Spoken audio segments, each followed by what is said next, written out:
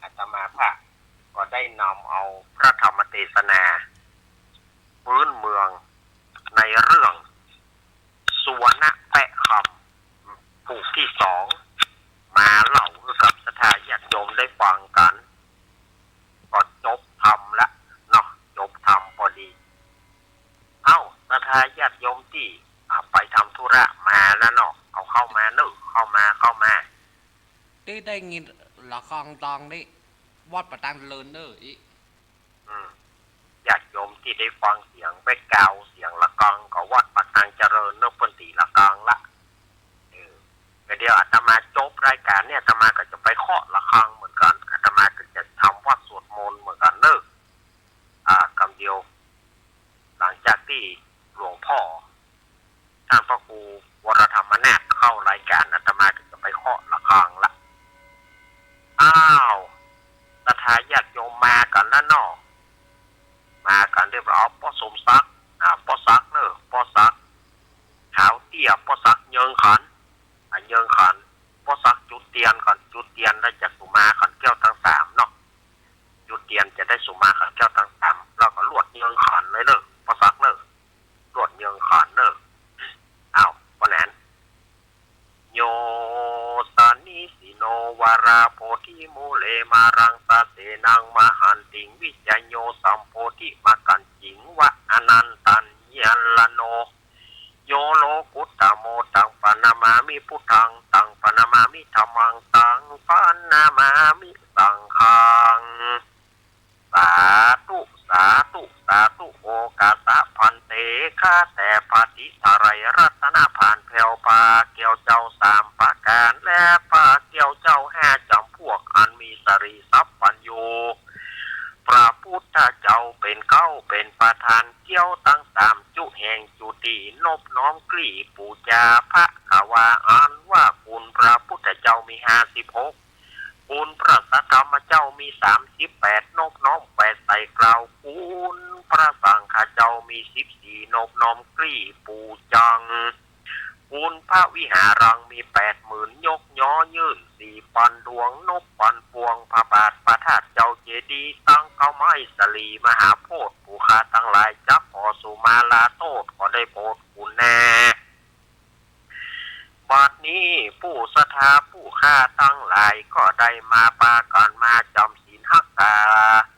จำศีลนาภาวนาฟังธรรมเทศนาก็เป็นการบัวรำมวลดีแล้วจะขออำลากาดแก้วเมื่อสู่เคหาจึงมี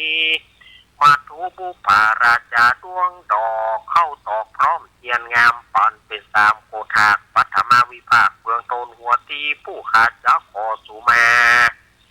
ยังพระมุนีพายโปรดจงขอเฮอกับกายจากโพ้นจากโตดโตสาส่วนตุติยาวิภาคโกธากอันทวนสองผู้ขาป้องแต่งไว้ยกยื่นให้ทุนตามเพื่อจะมาปูจาสุมายังพระธรรมหอมหื่นอันใด84,000ขันส่วนตติยาการวิภาคโกธากอันทวนสามผู้ขาทั้งหลายจับขอสุมายังพระสังฆผู้มีศีระวิริยงามบ่เศร้าคือพระสังฆเจ้ามากมีมวลปางเตื้อผู้คาได้ผิดปวนโดยกายะวจีมโนมิงตันมีใจบ่เที่ยงมันกึดสอดดันผิดไปได้หลงไหลประทันได้สังเกตได้ละเมิดยามเดียวยามเมื่อนั่งยืนนอนเตียวคู่เหยียดหัวว่ามันจะผิดระเบียบกองธรรมร้อนว่าได้ลูกกำบีบนวดยามเมื่อมันได้เจ็บปวดกายาเกสาโลมาลวะหล่นได้ปากโป้นเสียงดังด้วยวจีกรรมกำปากบางเตื้อได้กล่าวกำหยาบจ้าเลี้ยวลอยบางเตื้อได้จามไอโคโคขากบ้วนน้ำมาขากน้ำลายได้ข้ามกายยกย่อมก็ได้ขึ้นที่ต่ำและเดียวที่สูงด้วยอิริยาปถะตั้งสี่อันบ่หูแจงที่เหลือประมาณภาคการหนึ่งหลอนว่าได้นั่งยืนนอนเตียวเหนือศาลาอารามพระวิหารและห่วงเกี่ยวบัดตันได้เพียวกวาดแล้วลวดลาหนีผู้ข้าก็กลัวมันจักพอดีไปนาก็จักออสุมาบางเตื้อได้มีใจอะไรหาปังปากมีใจกึดเติงหาขวาดเกหา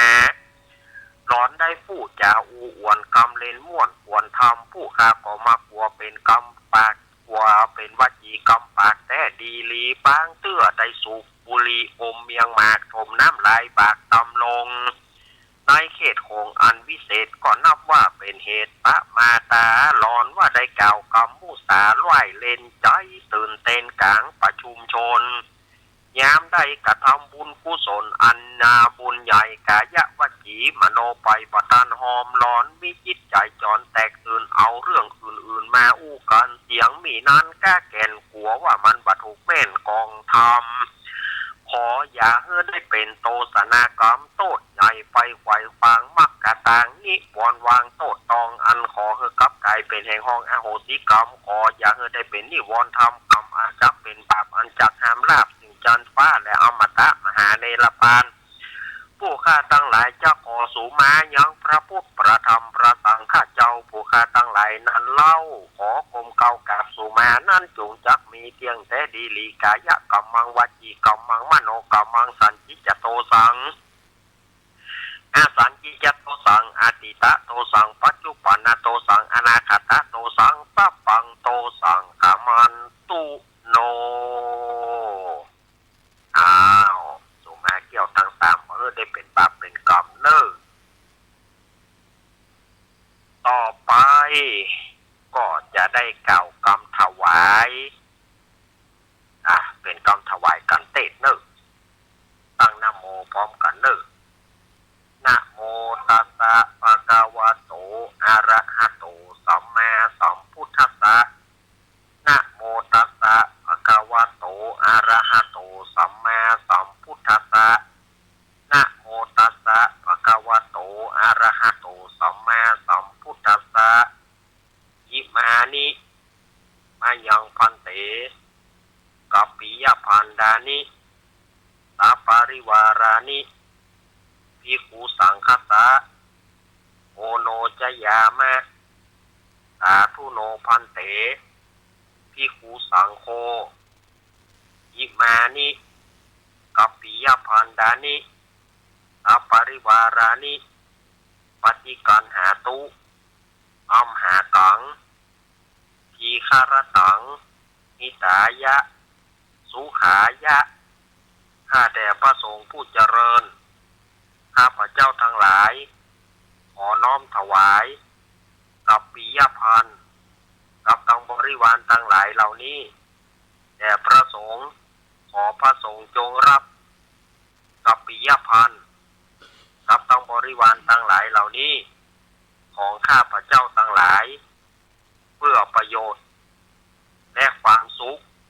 แก่ข้าพเจ้าทั้งหลายสิ้นกาลนานเทินถูกเอาละเมื่อได้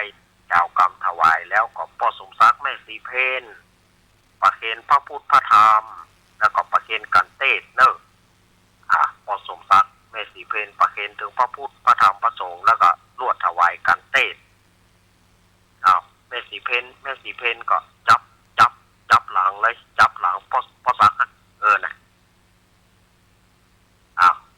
ไปนั่งตีเลยเนอะนั่งตีเลยเอาสถาญาติโยมตีอาตมากล่าวมาตะกี้เวียงหนองล่องและจอมเวียงหนองล่องแล้วก็ตำบลสีเตี้ยมาเลยเอามาประเคนเอาปะต้องจับประเคนแล้วประเคนแล้วปะต้องจับประเคนแล้วปะต้องจับนั่นประเคนแล้วไปประเคนแล้วประเคนเกณฑ์เลยนั่นโอ้ยแม่อุ้ยตีลูกเนี่ยที่อยากจะมาเกณฑ์แต่ลูกเนี่ยพ่อซักยกมือฉายไฟไหมพ่ออุ้ยแม่อุ้ยตีสามารถจะลูกมาได้ยกมือฉายไฟมาพ่อซักไปฮับกันจากพ่ออุ้ยแม่อุ้ยตีลูกเนี่ยพ่อซักวิ่งพ่อซักวิ่งไปฮับเลยคนพ่ออุ้ยแม่อุ้ยยกมือฉายไฟมายกมือฉายไฟนั่นไปยกมือฉายไฟมาพ่อซักไปฮับกันเทศไหมประเคนแล้วก็มอบปออาจารย์ด้วยเนอะเอาละศรัทธาญาติโยมสาธุชนทั้งหลายต่อไปนี้เราจะได้สงบจิตสงบใจแป๊บหนึ่ง ยุจะดับกำเนิดวิทยุจะดับกำเนิดวิทยุจะดับแป๊บหนึ่งเพื่อสงบจิตสงบใจกำเดียวเนสถาญาติโยมนึกใจอธิษฐานจิตนึกใจพุทโธไปนึกใจอธิษฐานจิตญาติโยมจะการหาภัยอธิษฐานจิตวิทยุจะดับไปแป๊บหนึ่งเจริญพร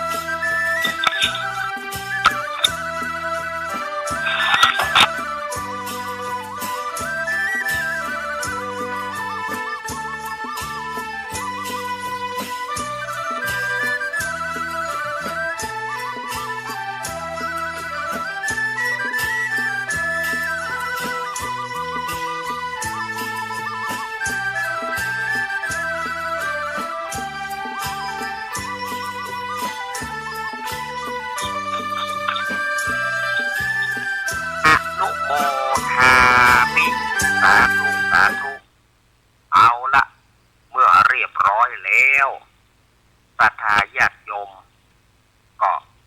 เตรียมหยาดน้ำหยาดน้ำเอาละเมื่อเรียบร้อยแล้วครูบาอาจารย์ตั้งพัดละหยาดน้ำศรัทธาญาติโยมยะถาวาลีวหาปุราปริปุเรนติสาครังเอวะเมวะอิโตทินังเปตานังอุปคัปปติอิชิตังปฏิตังตุมหังคิปะเมวะสมิสตุสัพเพปุเรนตุสังคปะจันโทปนารโสยะถามณีโชติระโสยะถาโสยติธัมโมจะยังนิทัสสิโตเปตานะปุจจาจักตาอุลาลาพรัญจภิกขุนามนุปทินังตุมเหหิปุญญังปัสสุตังอนัปปกันติสัพพิติโยมิวัชันตุสัพพะโรโควินัสตุมาเตภวะตวันตารโยสุขีติกายุโกภวะอภิวาทานาสีดิสานิจังวุธาปัจจายโนยัตตาโรธรรมาวัฏันติอายุวันโนสุขังพระลังสาธุเอาปอนปออาจารย์ตะกี้หมอบปออาจารย์หรือยังมาปล่อยก็ได้มาหมอบปออาจารย์ปอสักนะใจปอสักนั่นนะซ้ายก็ซักขวาก็ซักแกเอาปอนปอนแหนนปอนปอจานสัพพิติโยมิวัชันตุสัพพะโรโควินัสตุมาเตภวัตวันตารโยสุขีติกายุโกภวะพิวาทานาสีริสานิจังวุธาปัจจายโนจัตตารโรธรรมาวัฏันติอายุวันโนสุขังปะลังวันนี้อีตังยังจิจิวันนี้เอาฉบับรวมฉบับของเชียงใหม่วันนี้นะถึงวันตาหลวงถึงยังจิจินะเนาะเอาฉบับเชียงใหม่ดีกว่าเนาะวันนี้อิตังตานากัมมังนิปานาปัจจโยโหตุโนนิจังอิตังศีละกัมมังนิปานาปัจจโยโหตุโนนิจังอิตังภาวนากัมมังนิปานาปัจจโยโหตุโนนิจังยังกินจิกุสลังกัตตะปังกัมมังสัพเพหิกะเตหิกะตังปุญญังโนอนุโมทันตุสุนันตุพลโตเยเตวะอาสามิงขาเนอาทิคาตาทิคายุกาสัทธาหุนตุสัพพะสัตตานังสุขีอัตตานังปริหารันตุมาตาปิตาสุขิตาหุนตุตุขาปามุจจันตุสัพเพญาติกาสุขิตาหุนตุตุขาปามุจจันตุสัพเพอัญญาติกาสุขิตาหุนตุตุขาปามุจจันตุสัพเพปิสาสัพเพยักขาสัพเพเปตาสุขิตาหุนตุตุขาปามุจจันตุสัพเพนาคาตาสุขิตาหุนตุตุขาปามุจจันตุสัพเพเทวาสุขิตาหุนตุตุขาปามุจจันตุสัพเพอาจาริยุปัจจยะสุขิตาหุนตุตุขาปามุจจันตุสัพพะสัมปตินังสามิฉันตุโววันตามิพุทธังตัปปังเมโตสังฆามันทะเมพันเตวันตามิธัมมังสัพพะธัมมังสัพพังเมโตสังฆามันทะเมพันเตวันตามิสังฆังสัพพังเมโตสังฆามั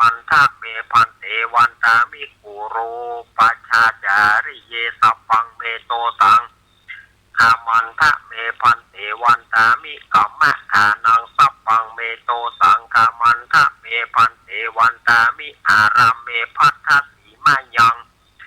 สัพพังเมโตสังกามันทะเมพันเตวันตามิเจติยังสัพพังสัพพัทธาเนสุปฏิทิตาสารีรตาตุโยตุมหาโพธิงพุทธรูปังสักการังสัทธานาคะโลเกเตวะโลเกปรมะโลเกจัมปูทิเปรังกาทิเปสารีรตาตุโยเกสาธาตุโยอาระหังสาธาตุโยเจติยังกันตะปูติงจตุรสีติสหัสเสธรรมกันเตสัพเพสัมปาทาเจติยังอหังวันตามิสัพปะโสเอาหันหน้ามาทางหลวงพ่อพระเดชพระคุณหลวงพ่อสาธุกิจญาณันท์เนอะหันหน้ามาทางพระเดชพระคุณหลวงพ่อสาธุกิจญาณันท์เจ้าคณะอำเภอดอยหล่อเฮาหันหน้ามาเนอะหันหน้ามาทางหลวงพ่อสาธุสาธุสาธุวันตามิพันเตสัพพังอาปาราทังคามันทะเมพันเตมะยากาตังปุญญังสามินาอนุโมทิตาปังสามินากาตังปุญญังไมหังตัตปังสาธุสาธุอนุโมทามิยัตตาโรธรรมาวัฏันติอายุวันโนสุขังปะลังสาธุสาธุสาธุเอ้าลาภะเนอลาพระหันทธานิมายังพันเตกัจฉามะปะหุกิจามะยังปะหุการณิยายัสถานิตุมเหกลังมัญญทะขอสถาทั้งหลายจงสำคัญในกาละที่ควรสาธุพันเตสาธุพันเตสาธุพันเตอ้าวเมื่อโอ้พระเจ้าเรียบร้อยแล้วเมื่อเรียบร้อยแล้วเนอะกิจกรรมยกวัดมาบ้านกิจกรรมวันพระเทศกาลเข้าพรรษาก็มาแล้วเนอะสถานญาติโยมอันนี้ก็กิจกรรมจำลองมาจากวัดจำลองมายกวัดมาบ้านสถานโซนใต้ได้ฟังธรรมกันสถานโซนใต้ก็จะได้มีโอกาสฟังน้ำฟังธรรมกันเนี่ยอาตมาก็พยายามโคนควายหานะโคนควายหามาเอามาเล่ามายายสถานญาติโยมเอาตอนนี้โชเฟอร์สารถีโชเฟอร์มาเอาสังมาแจมได้เนอะมาจ้าสั่งหายปุจจานจะยุดมาจ้าปุจจานจะเอาสังเนอะมาจ้าปุจจานจะเอาสังโวยร้อนหยอดใส่ถุงยำพระคุณเจ้าสตาร์ทรถไว้รถสตาร์ทบื้อไว้เลยเยอะนั่นกิจกรรมก็เรียบร้อยไปเนอะสถานญาติโยมสาธุชนต่างหลายจะตานก็จะตานก่อนนี่ก็เหลือเวลาแถมประมาณ5 นาทีอาตมาจะวางสายให้สถานญาติโยมเนอะแต่ว่าวันนี้สาระที่อย่าอู้กันขออย่างเดียวจะไปเอาเรื่องเจ้าจะไปเอาเรื่องที่แบบเป็นเรื่องมาอู้ถ้าหากว่าอาตมาได้ยินชื่อเรื่องนี้ขึ้นมาอาตมาจะวางสายทันทีจะกดสายขว้างทันทีอันนี้เขาได้อาตมาอย่าเป่าออกอากาศสถานญาติโยมไผ่ที่จะโทรมาด่วนจีไปรษณีย์จ๋า0837611775 0837ว่ามา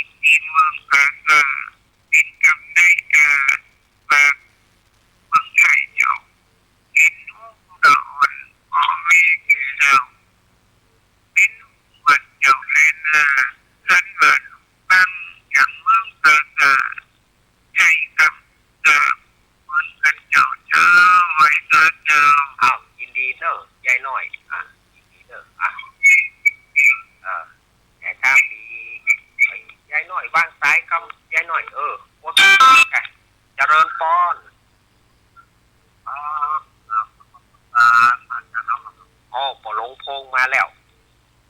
โอ้นอนแต่โอ้อ่า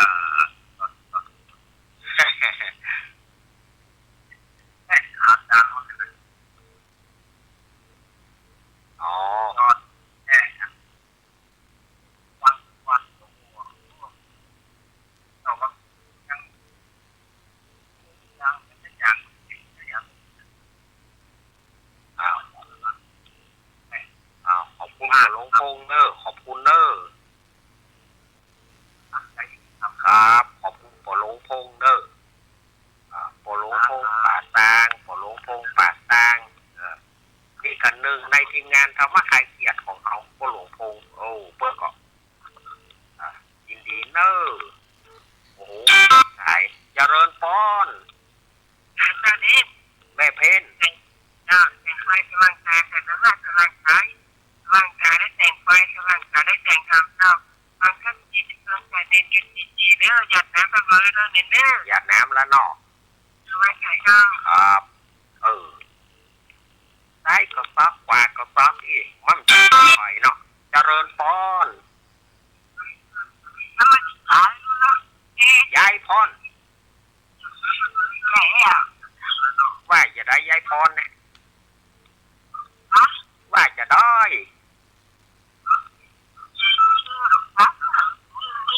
โอ้รับก็หาตื่นนี่เนาะเป็นยังมันความลับเนาะยายพรเนาะ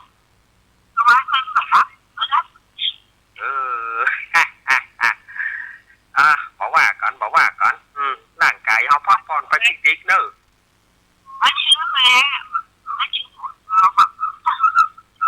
อ๋อกะยินดียายพรเนอะเวลาอาตมาหมดตีอยากจะอยู่ต่อละยายพรเฮ้ยเวลามันหมดเวลาเสียดายที่สายที่บ่ได้ฮับเห็นเนอะมันหมดเวลาอย่าแล้วพ่อเฮ้ย5 นาทีนี่ได้อย่างขี้สาย3 สาย 4 สายยินดีนักเนอะขอบคุณผู้เสียงผู้สายเนอะที่ได้โทรอู้กันมาก็จะไปลืมเนอะไปที่หูจักมาคุณพ่อหลวงนานอาคมเตชะนาหรือว่าลุงนานเปิ้นตั้งศพบำเพ็ญกุศลที่ตงท้อเนอะบ้านตงท้อแล้วเปิ้นก็เป็นพ่ออาจารย์ด้วยอดีตพ่ออาจารย์บ้านตงท้อตำบลสงแควอำเภอโดยหล่อจังหวัดเชียงใหม่เพื่อได้ล่วงลับดับขันไปเพื่อจะชาปนกิจศพวันพุธเนอะวันพุธที่30 กรกฎาคมก็บอกเอิญเชิญชวนศรัทธาญาติโยมไปที่หูจักมาคุณพ่อหลวงนานอาคมเตชะนาก็เปิ้นได้ล่วงลับดับขันไปแล้วก็พ่อไพบูลย์คำแสน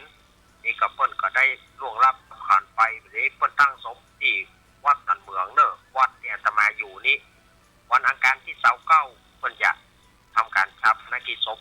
ณชาปนสถานสุสานปัญญาหน้าวัดสันเมืองบอกเอิญเจียนจวนเนอสถานญาติโยมตั้งต้นเห็นกันที่สันปะตองหลายท่านที่รู้จักพ่อไพบุญหรือว่าพ่อเลี้ยงบุญเนอะพ่อเลี้ยงบุญได้ล่วงลับดับขันไปเอาละอาตมาได้หมดเวลาลงแล้วอาตมาก็หมดเวลานี้อาตมาก็จะไปทำวัดสวดมนต์อยู่นะคำว่าสวดมนต์เพราะว่าช่วงภาษาแต่ขาดก็มาได้ช่วงภาษานี่มันก็ทำจิตทำใจร่วมกันศรัทธาญาติโยมต่อไปก็จะได้ฟังพระเดชพระคุณหลวงพ่อท่านพระครูวรธรรมนาถ